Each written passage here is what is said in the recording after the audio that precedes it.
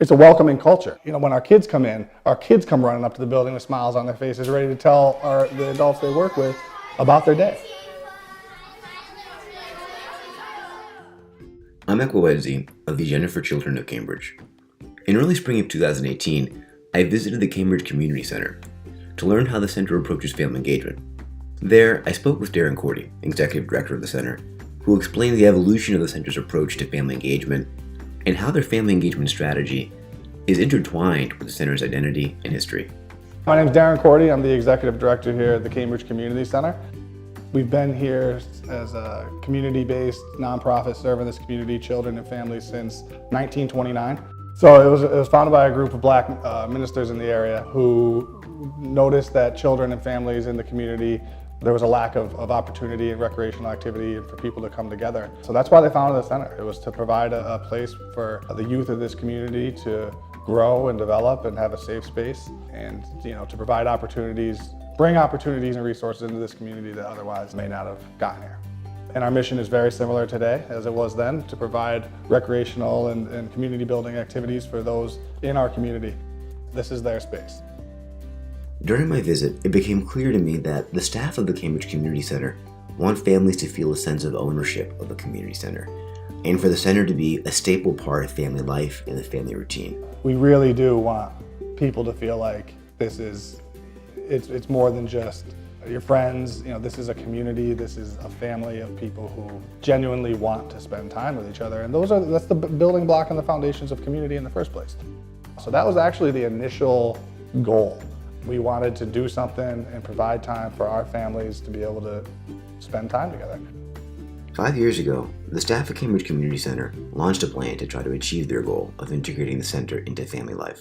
They started simple, and they called it Family Night. It was basically like, we got to start somewhere. What can we do? What's some low-hanging fruit that we can do to increase our family engagement here? And it was an initiative for sure, but our first one was Family Board Night. That came about because with the busy schedules of the families we serve, and even when the kids are here till 6 o'clock, once you get your child home, it depends on the age of the child, you're feeding them and getting them into bed and starting all over the next day at the crack of dawn. We wanted to create some time. It wasn't actually even about building connections with the families. We wanted to just build in some time to the day that a family could sit around the table and play a board game. That was it. And we provided dinner so that barrier was overcome. And by the time you left, really and it was a Friday night, so there was less pressure to get the children in bed right away. So by the time you left at 7:30, dinner was already taken care of, and you really just had to go home, put your kids to bed. We wanted to stick with it, and now here we are, 4 or 5 years later, and we host family nights every month, and the families look forward to them, and they're very well attended, and it's a great opportunity for our staff to build genuine bonds and connections with the parents so that the adults and the lives of the children we serve are on the same page. To get a sense for how local families view the Cambridge Community Center Family Nights, I attended their family gardening night on May 4th, 2018, and spoke with a few parents.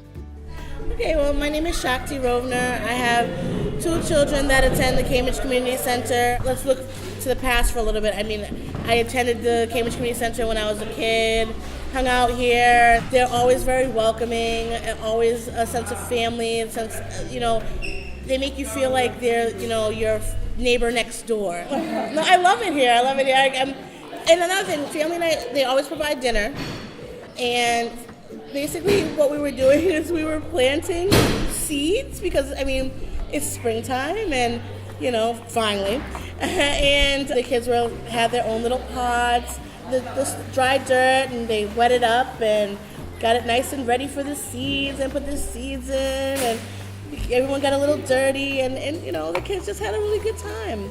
And they were able to, maybe kids who have parents that work so hard, it's maybe just that 1 hour, hour and a half to 2 hours that they spend with their mother or father or other siblings, just to sit and just do something fun.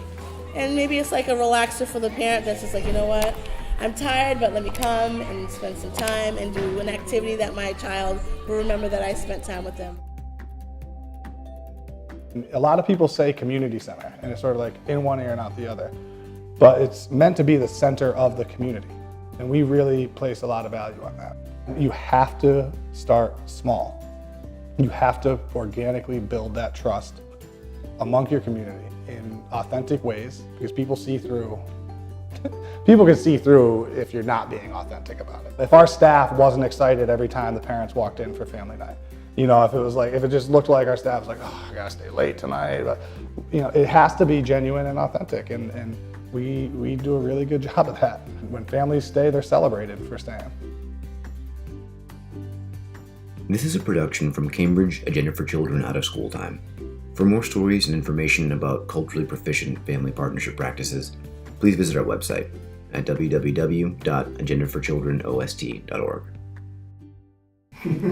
Drop that mic. That's right.